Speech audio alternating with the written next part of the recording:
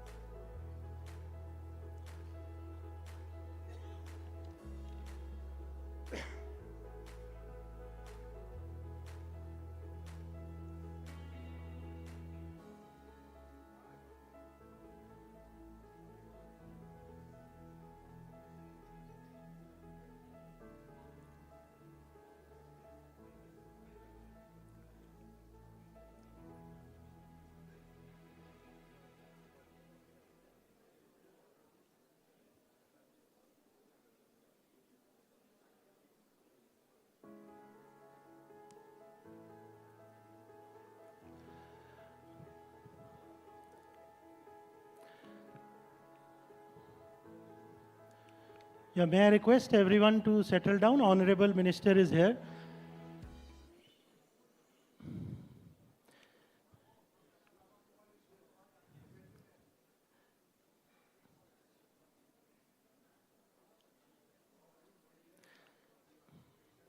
Can we have a round of applause to welcome the Minister?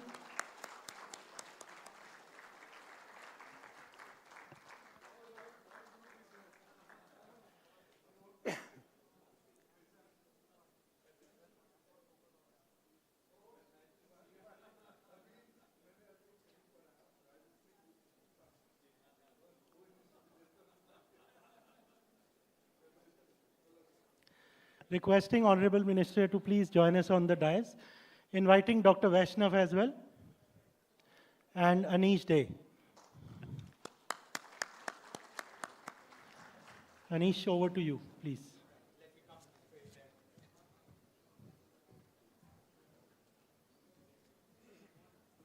Thank you, Honorable Minister Shri Pradhanji and Dr. Vaishnav for joining us today.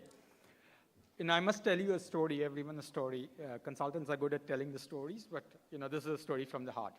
So last 4 years, or maybe 5, we have been showcasing startups, working with startups for Enrich. And Honorable Minister has been a patron for Enrich since 2015. But last 2 years, he's been outside the energy sector. He's the Minister for Education, Skill Development, and Entrepreneurship, as many of you are aware. And the reason I say many of you are aware is because we have people from global KPMG over here, our KPMG leaders, and also the young leaders. You see lots of young faces from across the world over here. And, so Honorable Minister has been a kind of a guide for us. This year, when we were thinking of, doing a little more with the startups, because it was clear that the startups themselves are going through an amazing journey, I reached out to Honorable Minister and said that, would you be okay to come and grace the occasion, because we are thinking of doing it on a little larger scale.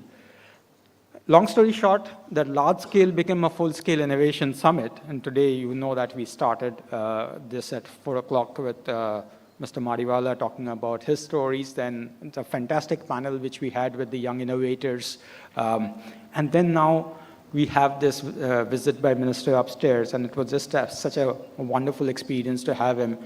Honorable Minister has been really, really encouraging to a lot of the startups. A lot of things have happened when he was the petroleum minister. A lot of things are happening when he is the Minister for Education, Skills and Entrepreneurship. So today we are absolutely delighted to have him. Dr. Vaishnav also, I got his reference from Honorable Minister. He said that go and meet Dr. Vaishnav because some amazing things are happening under the Atal Innovation mission for which he's the mission director.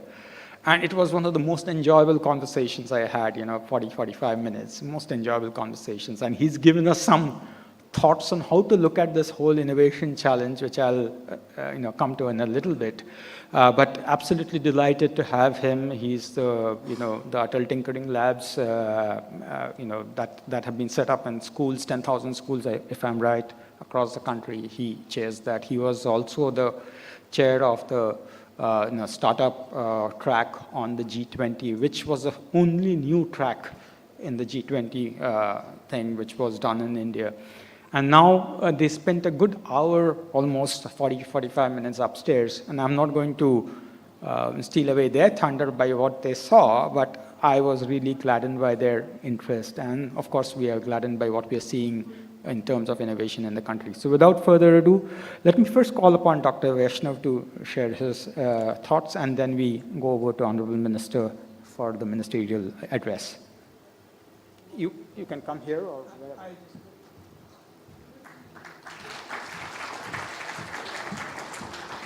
Good evening, everybody.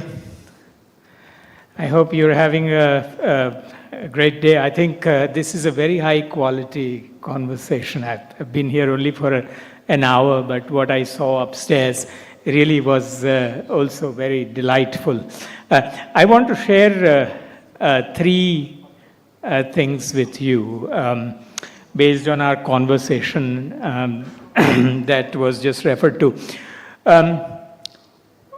First, as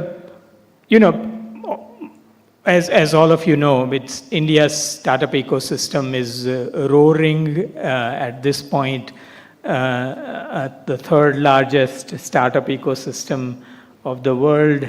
But there is a problem. There's a problem where I feel energy sector can show the way. That's the first thing I want to talk to you about. I'll keep an eye on the time here.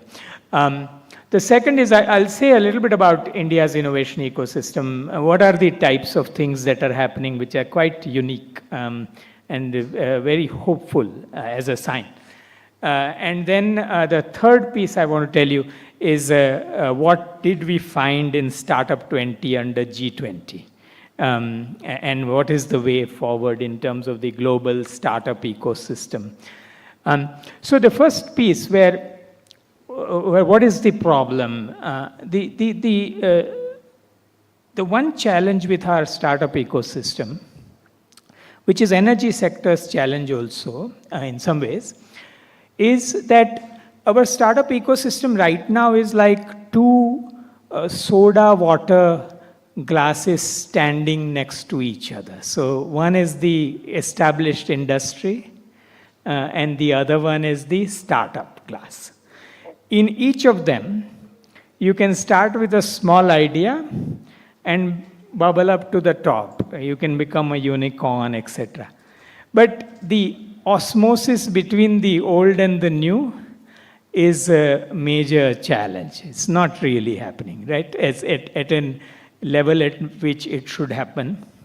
I feel energy sector is most actively thinking about the old versus the new transition. And I think if established actors in energy sector show us how to integrate with startups, I think other sectors would learn. This is a problem both in theory, as a minister sir will blame me for taking a class, but I will share with you that what I know as a scholar is that, as innovation scholars, we studied heavily how large firms get disrupted from the bottom, small startups, right, that grow. But there are two other outcomes, right? There is the other end of the outcome where large firms dispel startups. So startups never enter the scene as much.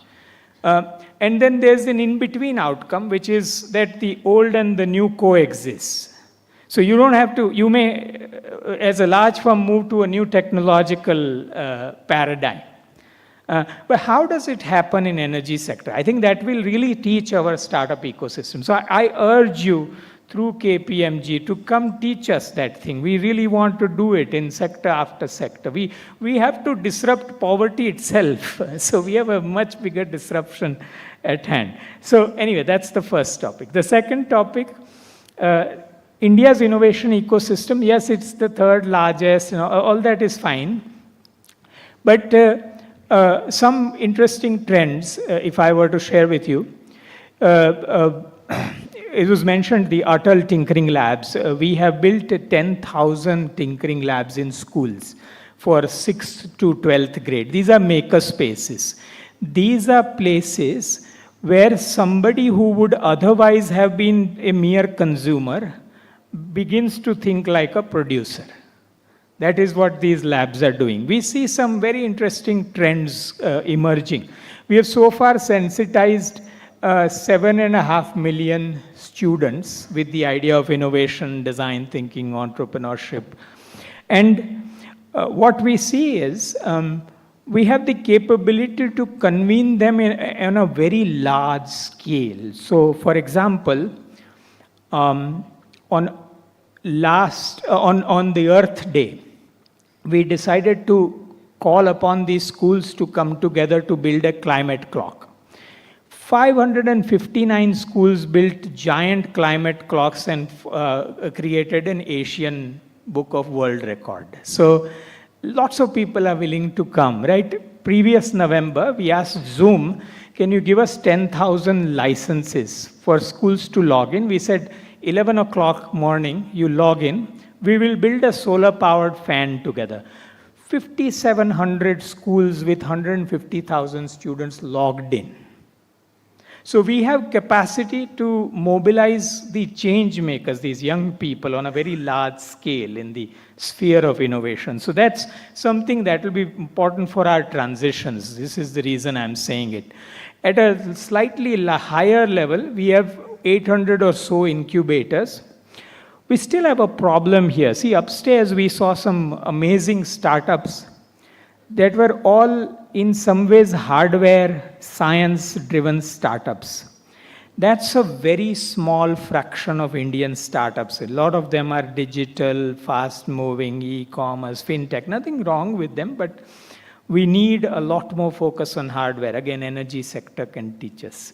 The last thing is, today, in India's innovation ecosystem, you can throw any challenge you like at them. You will find good startups. Okay, so this is where we stand. We're still 1/10 of the way because we have 100,000 startups for 1.4 billion people. That means one startup for 14,000 people. If you look at, say, Israel, one startup for 1,400 people. They've been at it for 40 years. We'll get there. Because we would like to make an assumption that we're as capable as anybody else. Right? One final thing, the third topic, which is Startup 20. So Startup 20 was the only, as was mentioned, new engagement group under the G20 hood this year. India proposed it. We took it from 0 to 1. The leaders' declaration incorporated it as an ongoing feature of the G20 architecture to represent the small and medium and startups. This really is a significant change to the policy landscape of startup because until now, G20 had only one group that represented business, which was B20, the Business 20. Now there will be two groups. Startup 20 will represent SMEs and startups. What did we find? We found 5 things. I tried to remember it through a colloquial term in India called fashion, which stands for fashion. The 5 things we found were, to build a global startup ecosystem, while keeping autonomy of local startup ecosystems, we'll have to do 5 things. First, we'll have to adopt global frameworks, such as the definitional framework which we published, governance framework. So startups, just because I am a startup, I can't hide and say I don't care about governance, because otherwise valuation will never be in line with value. So frameworks is one for F. Create access for startups internationally to finance, market, talent, and so on. The I is for inclusion, so build inclusive ecosystems that are inclusive of diverse groups. What diverse groups means is different to different countries, but we talk about that. S for sustainability, to find and scale startups that make us more sustainable globally. And N is to build a global network of existing agencies, so startups can truly be global. One final thought, the leaders agreed that, or the group agreed in their communique and called upon leaders to raise the annual investment in global startup ecosystem by 2.5 to 3 times, from about $300 to $400 billion annually that you see today, to $1 trillion annually by 2030. So that's the road ahead for the global startup ecosystem. Again, energy sector is a torch bearer. I really, really hope we can work together for us to learn from you. Thank you very much.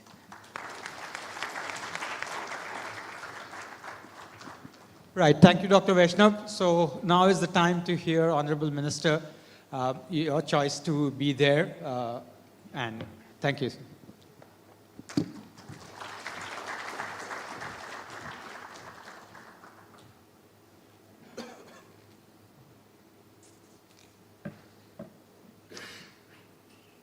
Namaskar, good evening. My dear friend Anish De, my dear friend Chintan Vaishnav ji, distinguished gathering, young friends,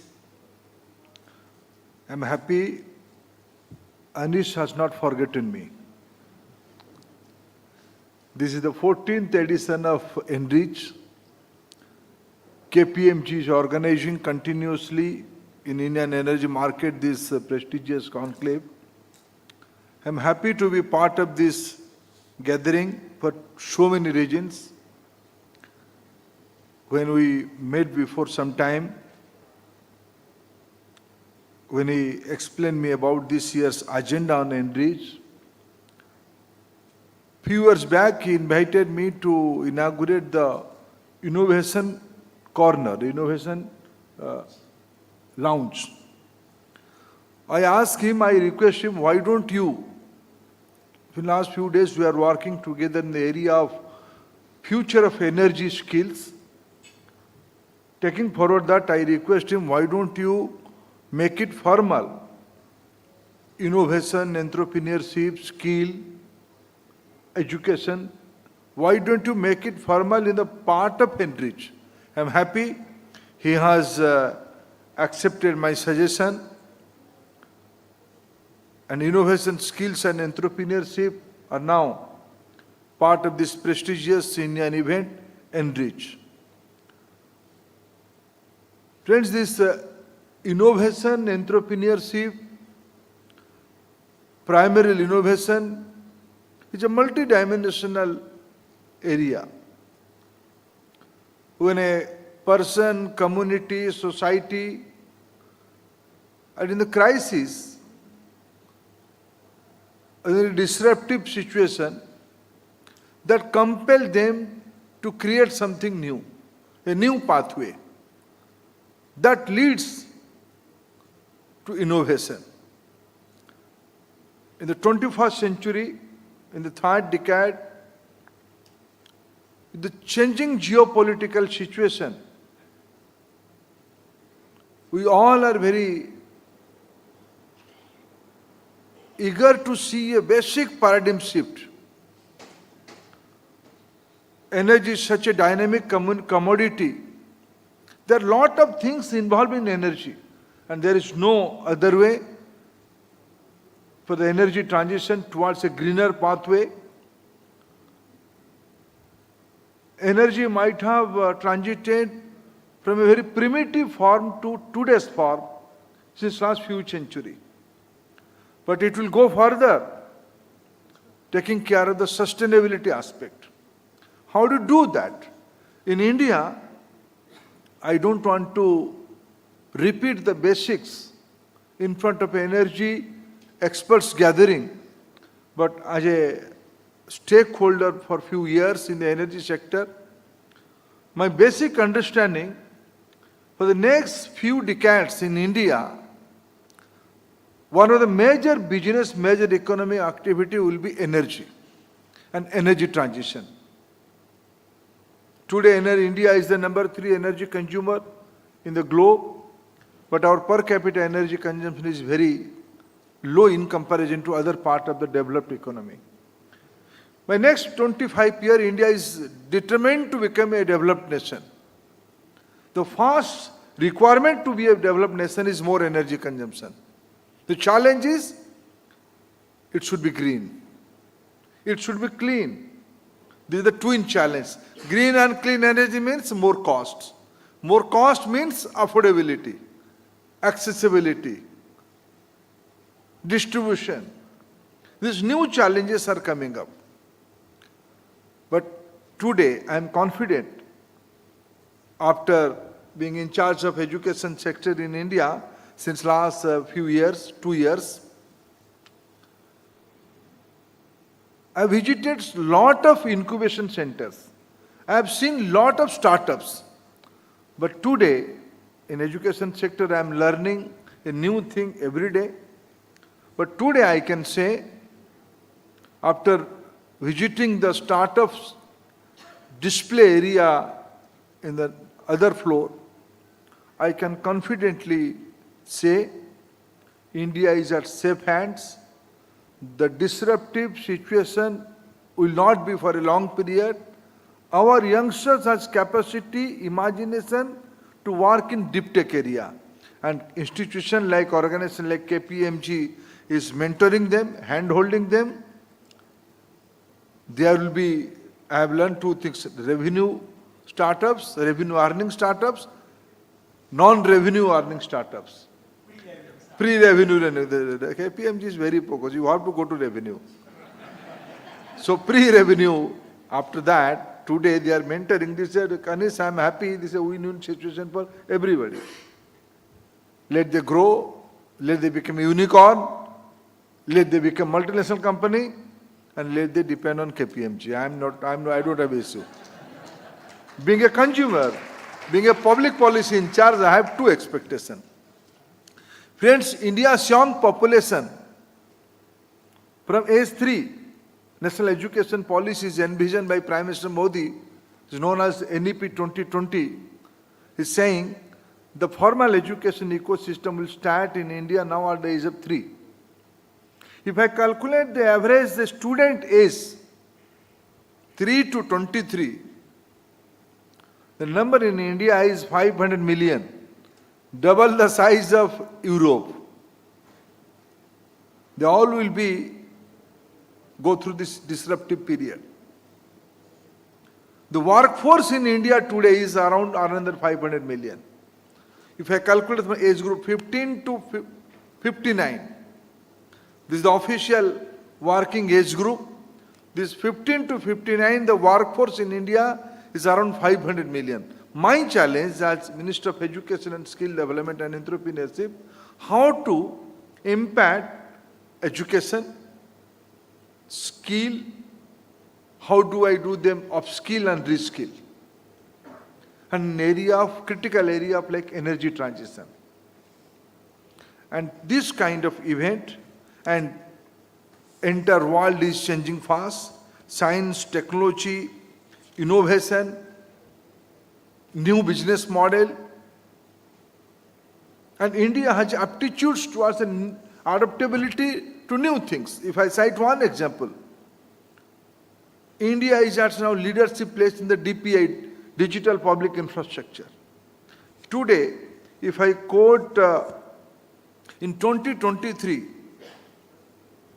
almost 114 billion digital transactions are there in all over world. Out of that, 46% are transacted only in India. What does it mean? The digital instrument in India is accessible. Now nobody is going to bank to withdraw their money. They are using their mobile phone, plain mobile phones for the digital payment. The street vendor in India is using mobile phone for the transactions, for selling or for taking payments, for purchasing in the bulk from the stockist. This is the new India, this is the new trend. That means the adaptability factor is much more in India. Energy is the new challenge area. Recently in the sideline of G20 successful meeting, Prime Minister Modi envisioned the Global Biofuel Alliance. We are confident the incremental energy requirement in India will come from green sources. Be it biogas, be it solar energy, be it ethanol, be it biodiesel, be it hydrogen. What does it mean? More youngsters will put their brand for automation, for battery segregation. Today I am so impressed and astonished. My guru from battery world, Professor Ramakumar is here. You have to teach now. Professor Sitaraman is the other side of the table. Now he will invite you. Professor Ramakumar taught about battery economics, battery science. I am a student of social science, but he make me little bit literate in the battery area. What is lithium, what is aluminum lead battery. But today I saw an innovation, saw a startup working in the bio area, biotechnology, in the nanotechnology. This is the capacity of Indian youth. This is the capacity of entire youth. My challenge as a public, why I am here, we all are very focused to create more jobs. Job creation is the primary challenge of the entire economy of the world. But how the more job will be there? Unless until the job creator will be there, more job seeker will be there. Now India is very much focused to its startup ecosystem, be it national education policy or initiative like Atal Tinkering Mission. Government of India and Prime Minister Modi is very focused in one area. India has to adopt a path of how can we create more job creator. Job creator means more innovator. More innovator means more entrepreneurship. More entrepreneur means more jobs. Friends, today India is the number 3 economy, number 5th economy in the entire world. By next few years, maybe next 2-3 years, India will be number 3 economy in the world economy scenario. Just imagine, by 2047, we are talking about India is bound to be a developed nation. And energy will be the primary commodity. Energy is not an economic commodity. Energy is a political commodity. Energy is a social commodity. All my dear friends from all sectors are here. We have implemented Pradhan Mantri Ujjwala Yojana.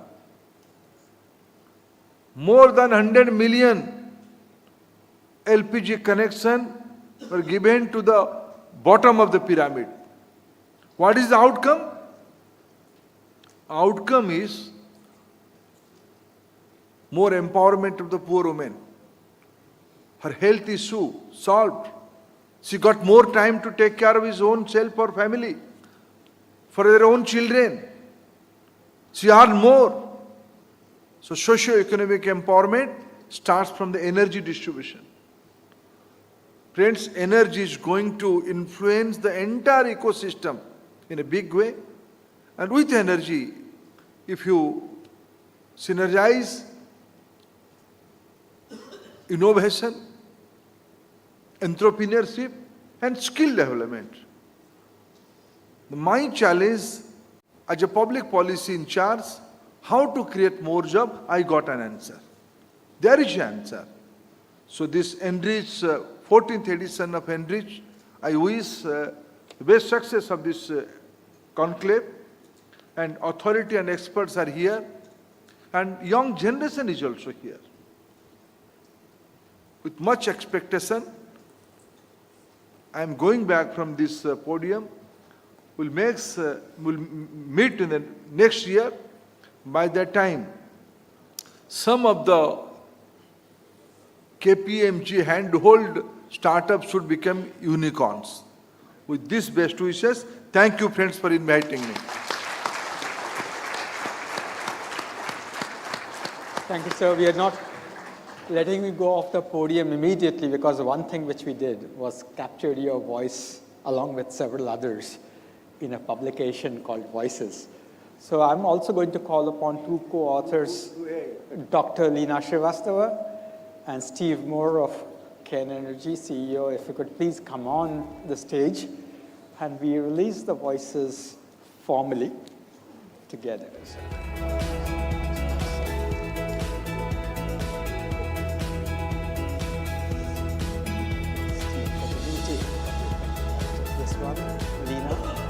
Please, Leena, come here. Okay. Yes. Just open it up.